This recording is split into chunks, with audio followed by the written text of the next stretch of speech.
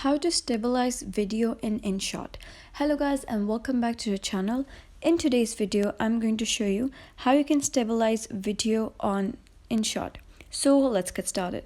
First of all, you need to download the Inshot application from your Google Play Store or your App Store, and when you click on open, you'll be able to see an interface that will look something like this. So if you wish to stabilize video, you're going to click on video over here, and then you're going to click on new. And here you'll be able to see all of the videos that are in your phone right now. So you're going to select a specific video. For example, I have selected this video. So then you can scroll over here and then you're going to search the option of speed. So just click on speed. And next to standard, you'll be able to see an option that says curve. So just click on curve.